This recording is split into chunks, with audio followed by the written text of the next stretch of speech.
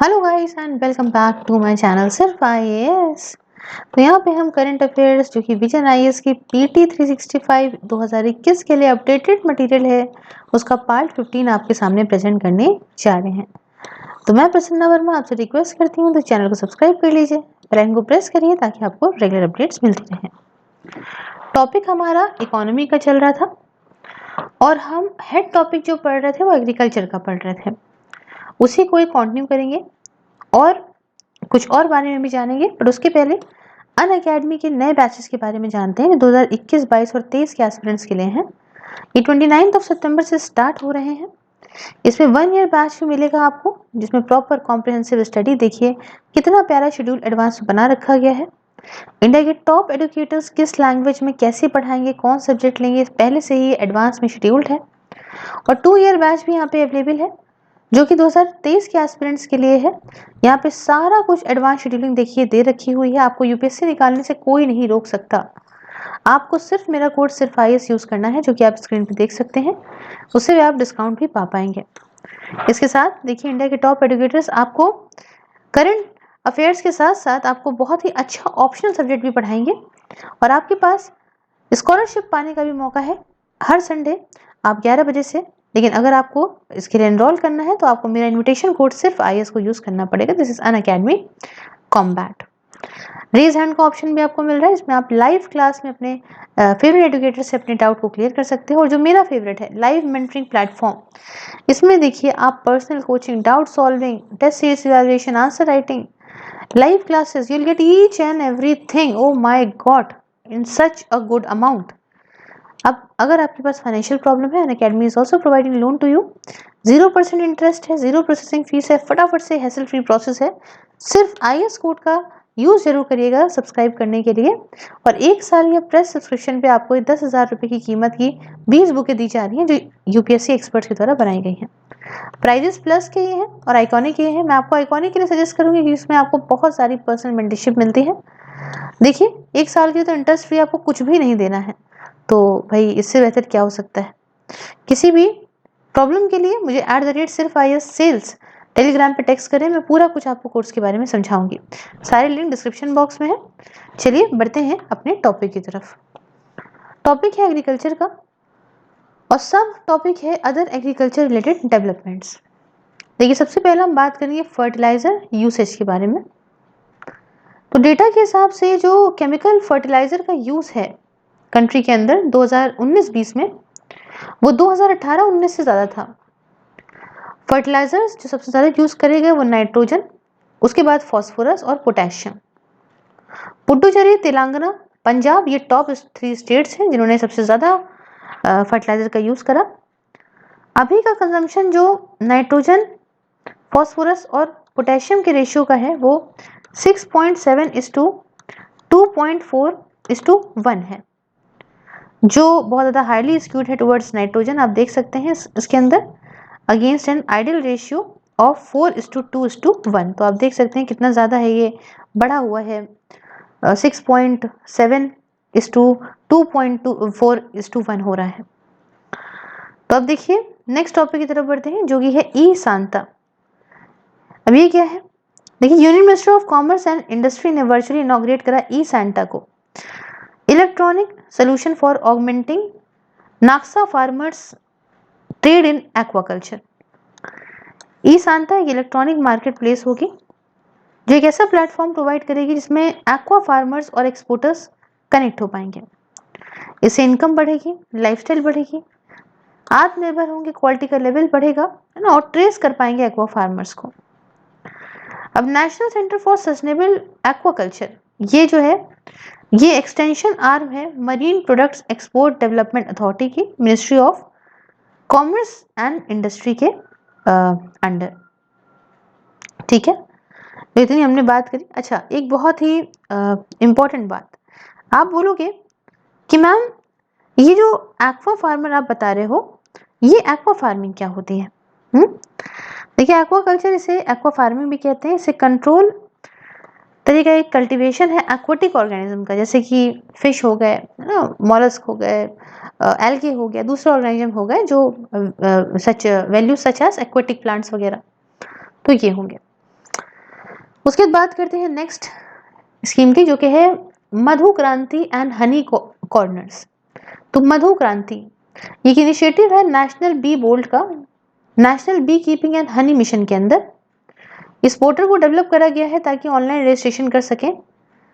ये traceability source पाने के लिए हनी का, ये हनी कहाँ से आ रहा है, ये दूसरे जो बी हाइव प्रोडक्ट्स हैं डिजिटल प्लेटफॉर्म से हम ये पता कर सकते हैं। ये देखिएगा कितनी मिलावट है, मतलब अडल्ट्रेशन कितना है, कंटामिनेशन क्या है हनी के अंदर, with end to end record to trace the source of honey. अब देखिए जो हनी कॉर्नर्स है, इसका मतलब है कि हनी की सेल डेडिकेटेड सेल स्पेस में एट नाफेड स्टोर्स, ताकि मार्केटिंग हनी की प्रमोट कर सकें या दूसरे जो भी बी हाई प्रोडक्ट्स हैं उनकी मार्केटिंग प्रमोट कर सकें। और लास्ट में इसके अंदर आता है marine products export development authority MPEDA to certify shrimp farms. समझते हैं क्या है? MPEDA ने लॉन्च करा है एक एंटीबायोटिक फ्री सर्टिफिकेशन स्कीम जिसका नाम है शापहारी सर्टिफाई करने के लिए ये जो हैचरीज या फार्म्स हैं जो अच्छे एक्वाकल्चर प्रैक्टिसेस को अडॉप्ट करते हैं उनके लिए। देखिए जो सफारी है ये एक संस्कृत वर्ड है, इसका मतलब होता है superior quality of fishing product जो कि ह्यूमन की कंजम्पशन के लिए अच्छे होते हैं। सफारी बेस्ड है united nation food and agriculture organisation की technical guidelines on aquaculture certification के बेसिस पे। इसमें दो कंपोनेंट्स देखने को मिलेंगे, एक है सर्टिफाइंग हैचरीज, ये क्वालिटी ऑफ देयर सीड्स के लिए, और दूसरा है अप्रूविंग श्रिम्प फार्म्स जो यहाँ पे एक अच्छे जो रिक्वायर गुड प्रैक्टिसेस है उनको अडॉप्ट करते हैं। पूरा ही सर्टिफिकेशन प्रोसेस जो है ये ऑनलाइन होगा ताकि ह्यूमन एरर्स को कम कर सकें और हायर क्रेडिबिलिटी और ट्रांसपेरेंसी को बरकरार कर सकें। MPEDA ये एक स्टैट्यूटरी बॉडी है जिसको एस्टैब्लिश करा गया 1972 में ministry of commerce and industry के द्वारा for production of export of marine products from India के लिए। तो ये हमने सारे की सारी चीज़ों के बारे में बात करी। बढ़ते हैं हम कंप्लीटली नए टॉपिक की तरफ जो कि है इंडस्ट्री एंड एसोसिएटेड इश्यूज से रिलेटेड। उसके अंदर पहला टॉपिक कहता है प्रोडक्शन लिंक्ड इंसेंटिव स्कीम। फिलहाल न्यूज़ में क्यों है जानते हैं। तो हुआ क्या कि रिसेंटली कैबिनेट ने अप्रूव करा production linked scheme incentive scheme को telecom, pharmaceutical, IT hardware sectors और फूड प्रोसेसिंग इंडस्ट्री के लिए। आइए कुछ डिटेल के बारे में जानते हैं स्कीम को लेकर इन सेक्टर्स में। तो पहले बेसिस समझेंगे, बेसिस में ड्यूरेशन और आउटले बताएंगे। तो जो PLI मतलब प्रोडक्शन लिंक्ड इंसेंटिव स्कीम है इसमें करीब 12,195 करोड़ का आउटले है 5 सालों के लिए। और जो PLI स्कीम फॉर फार्मास्यूटिकल है इसमें 15,000 करोड़ दिए जाएंगे फ्रॉम 2021 से लेकर 2029 तक। और ये जो IT हार्डवेयर के लिए इसके लिए 7,350 करोड़ दिए जाएंगे अगले 4 सालों में। और जो फूड प्रोसेसिंग इंडस्ट्री के लिए इसमें करीब 10,900 करोड़ दिए जाएंगे 2021-22 में से लेकर 2026-27 तक, है ना। ये पूरी ऑल इंडिया बेसिस पे चलेगी। फिर बेसिस में दूसरा ऑब्जेक्टिव की अगर मैं बात करूं तो टेलीकॉम की जो PLI स्कीम है इसका ऑब्जेक्टिव है कि इंडिया को एक ग्लोबल हब बनाना है मैन्युफैक्चरिंग में टेलीकॉम इक्विपमेंट की। उसके साथ जॉब वगैरह क्रिएट करनी है, इंपोर्ट कम करना है स्पेशली चाइना से, और लोकल मैन्युफैक्चरिंग MSME कैटेगरी में भी बढ़ानी है। फार्मास्यूटिकल के लिए बात करें तो ऑब्जेक्टिव है कि इंडिया की मैन्युफैक्चरिंग कैपेसिटी को भी बढ़ाना है, इन्वेस्टमेंट और प्रोडक्शन को बढ़ा के प्रोडक्ट डाइवर्सिफिकेशन भी करना है, हाई वैल्यू गुड्स के लिए एक ग्लोबल चैंपियंस को क्रिएट करके फ्रॉम इंडिया। और PLI स्कीम IT हार्डवेयर के लिए भी है, इससे डोमेस्टिक मैन्युफैक्चरिंग बढ़ेगी, लार्ज इन्वेस्टमेंट आएगा ग्लोबल वैल्यू चेन में। फूड प्रोसेसिंग इंडस्ट्री की बात करें तो इनका ऑब्जेक्टिव है कि सपोर्ट करना फूड मैन्युफैक्चरिंग एंटिटीज़ को ताकि भाई प्रोसेसिंग और एक्सपैंड हो, उनकी कैपेसिटी और बढ़े, और ये यहाँ पे इनकी ब्रांडिंग हो बाहर देशों में, ना इंडियन जो ब्रांड है और स्ट्रॉन्ग हो। उसके साथ यहाँ पे ग्लोबल फूड मैन्युफैक्चरिंग चैंपियंस का क्रिएशन हो, उनको सपोर्ट मिले, एम्प्लॉयमेंट अपॉर्चुनिटी बढ़े ऑफ फार्म जॉब के लिए, और रेम्युनरेटिव प्राइजेस दिए जाएं फार्म प्रोडक्ट्स के लिए। उसके बाद बेसिस है कैटेगरीज जो कि कवर्ड होंगी और इंसेंटिव्स। तो देखिए टेलीकॉम में जो सेक्टर्स आएंगे वो आएंगे कोर ट्रांसमिशन इक्विपमेंट, 4G या 5G next generation radio access network और wireless equipment, access and customer premises equipment, internet of things access devices, या दूसरे वायरलेस इक्विपमेंट्स या इंटरप्राइज इक्विपमेंट जैसे स्विचेस, राउटर्स वगैरह वगैरह। इंसेंटिव्स की बात करें तो इंसेंटिव दिए जाएंगे up to 20 times of minimum investment threshold, जो ये यूटिलाइज करेंगे अपनी अनयूज्ड कैपेसिटी में। मिनिमम इन्वेस्टमेंट थ्रेशोल्ड जो एमएसएमई के लिए है वो 10 करोड़ रुपए रखा गया है और दूसरों के लिए 100 करोड़ रखा गया है। इंसेंटिव स्ट्रक्चर की रेंज 4% से 7% होगी अलग अलग कैटेगरीज और सालों के हिसाब से। वही जगह नेक्स्ट अगर हम फार्मास्यूटिकल वाली पीआई स्कीम के देखें तो इसकी जो कैटेगरीज कवर और इंसेंटिव्स हैं, स्कीम यहाँ पे एक्सटेंडेड इंसेंटिव्स को कवर करेगी जो कि बेस्ड होंगे नेट इंक्रीमेंटल सेल पे। कुछ कैटेगरीज है, जैसे कैटेगरी हो गई बायो फार्मास्यूटिकल की, जैसे कॉम्प्लेक्स जेनरिक ड्रग्स होते हैं। कैटेगरी 2 जो है वो है एक्टिव फार्मास्यूटिकल इंग्रेडिएंट्स की, और कैटेगरी 3 जो है वो है रीपर्पोज्ड ड्रग्स, ऑटो इम्यून ड्रग्स वगैरह की।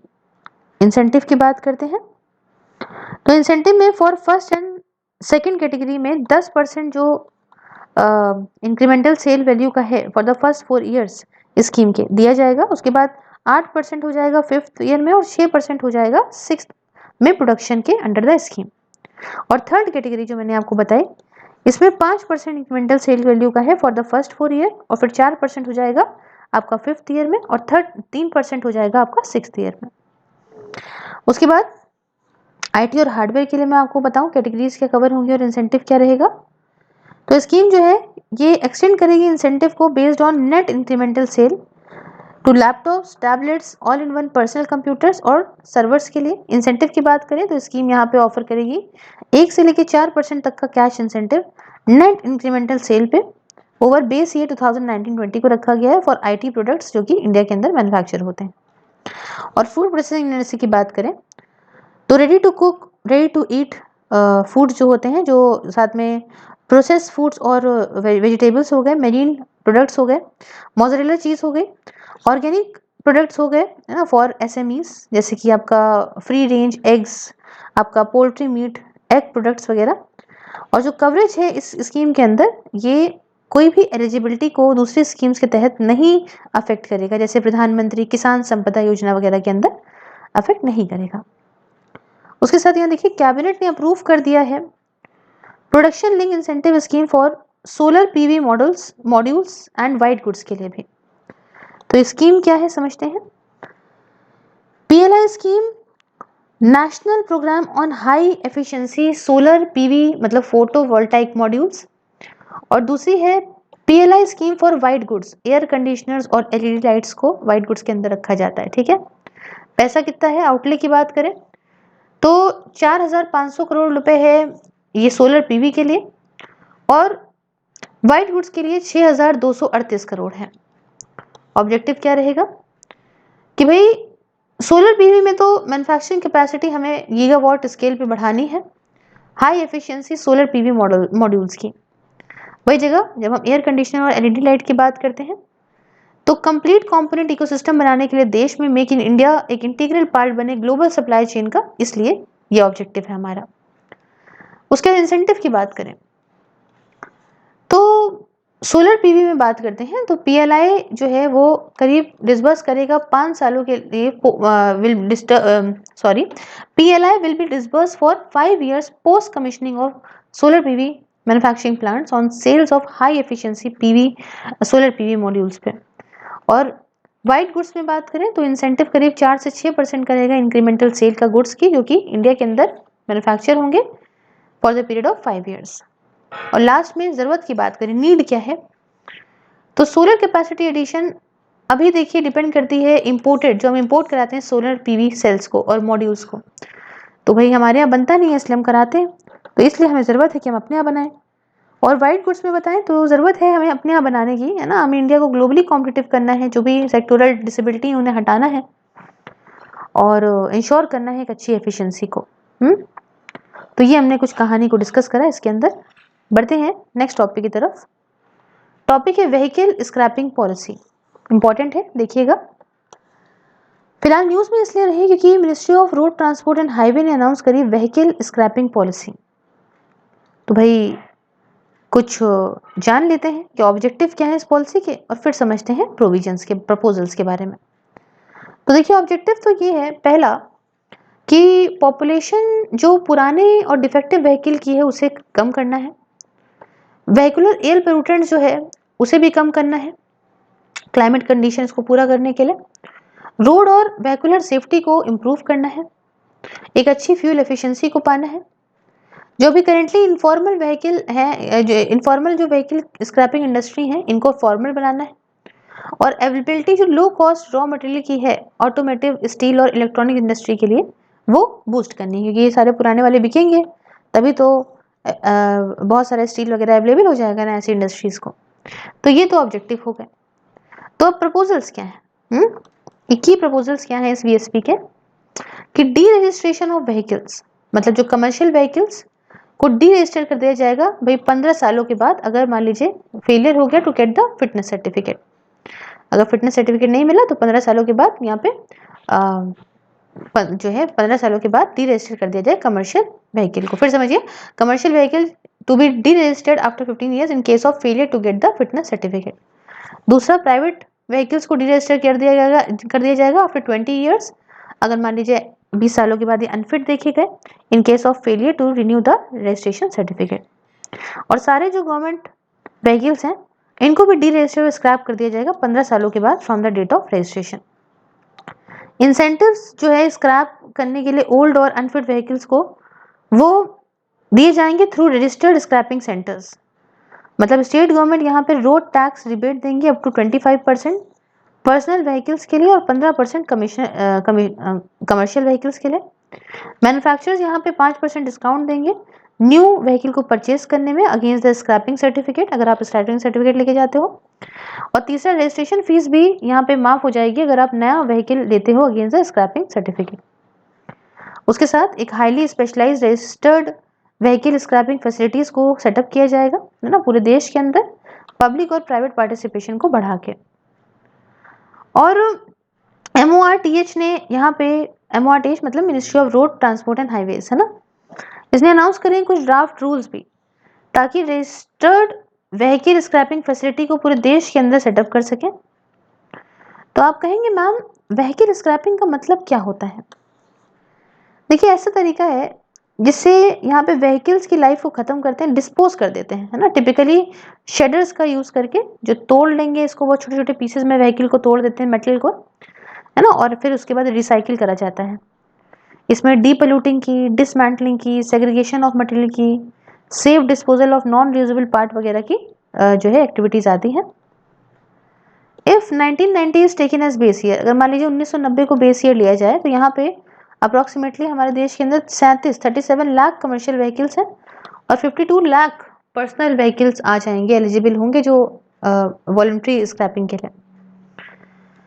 अब ELV मतलब end of life vehicles means all vehicles ऐसे कि भाई नो लॉन्गर वैलिडिटी रजिस्टर्ड है, ऐसे एंड ऑफ लाइफ व्हीकल होते हैं, या जिनका रजिस्ट्रेशन कैंसिल हो गया हो अंडर मोटर व्हीकल एक्ट 1988 के तहत, और due to an order of court की वजह से, या सेल्फ डिक्लेयर कर दिया ओनर ने कि वेस्ट व्हीकल है ना, सर्कमस्टेंसेस की वजह से, जो fire, damage, natural disaster, rights, accident की वजह से हो गया हो, तो ये सब आते हैं। अब इससे रिलेटेड भी कुछ न्यूज जान लेते हैं। देखिए ministry of road transport and highways ने यहाँ पे अप्रूव करा एक प्रपोजल कि हम ग्रीन टैक्स लगाएंगे पुराने व्हीकल्स पे जो पोल्यूट कर रहे हैं एनवायरनमेंट को। और मेन प्रिंसिपल जो फॉलो करे जाएंगे टैक्स लगाते वक्त, ये ग्रीन वाला, ट्रांसपोर्ट व्हीकल जो 8 साल से ज्यादा के हैं इनको, इन पे चार्ज होगा। ग्रीन टैक्स जो है वो at the time of renewal of fitness certificate के टाइम पे लगाया जाएगा, और ये 10 से लेके 25% तक का हो सकता है रोड टैक्स का, बहुत सही। हायर ग्रीन टैक्स मतलब 50% ऑफ रोड टैक्स का उन व्हीकल्स के लिए जो रजिस्टर्ड हैं इन हाईली पोल्यूटेड सिटीज में। डिफरेंशियल टैक्स लगेगा, डिपेंड करता है फ्यूल या पेट्रोल या डीजल या और तरह के जो व्हीकल होते हैं।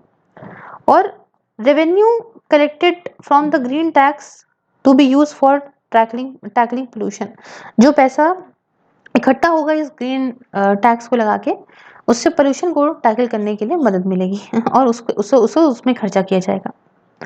एक अपडेट जान लीजिएगा, कमर्शियल व्हीकल किसी भी एज का होगा, इसे स्क्रैप करा जा सकता है अगर मान लीजिए ये फिटनेस सर्टिफिकेट टेस्ट 2 बार नहीं पाया, तो एक बार तो नहीं पाया, दूसरी बार भी नहीं पाया, तो इसको किसी भी एज का हो मतलब नहीं है, इसको स्क्रैप कर देंगे। मिनिस्ट्री ऑफ रोड ट्रांसपोर्ट ने इशू करा ड्राफ्ट रूल, जिसमें इन्होंने कहा कि कोई भी कमर्शियल व्हीकल किसी भी एज का हो, इवन 15 साल से पहले ही, इसे हटा देंगे अगर मान लीजिए कि इसने ऑटोमेटेड फिटनेस टेस्ट को पास नहीं करा 2 चांसेस में। ऐसे व्हीकल्स ऑटोमेटिकली डीरजिस्टर कर दिए जाएंगे वाहन डेटाबेस से, और ये जो है वो अक्टूबर 1, 2020 से लागू भी हो चुका है। कोई दूसरी की हाइलाइट्स जो रूल्स की हैं वो समझते हैं। ओनर जो कि व्हीकल का है ये अप्लाई कर सकता है री इवैल्यूएशन के लिए व्हीकल्स की ऑटोमेटेड टेस्ट के माध्यम से, और ऑटोमेटेड टेस्टिंग स्टेशन जो है वो एक टेस्ट ओनली फैसिलिटी के तौर पे काम करेंगे। इसमें कोई सर्विस रिपेयर वगैरह से रिलेटेड व्हीकल्स के नहीं दी जाएगी, ना ही सेल या मैन्युफैक्चरिंग से दी जाएगी ऑटो स्पेयर्स के। तो ये कुछ कहानी हमने इसकी देखी। नेक्स्ट में हम नेक्स्ट पार्ट को डिस्कस करेंगे जो कि companies corporate social responsibility policy amendment rules हैं। तो मेरे साथ जुड़े रहने के लिए धन्यवाद। कोई दिक्कत हो कमेंट में बताइए, @SIRFISSales पे बताइए, टेलीग्राम पे, पर्सनल पे, और thank you so much. Do subscribe, take care.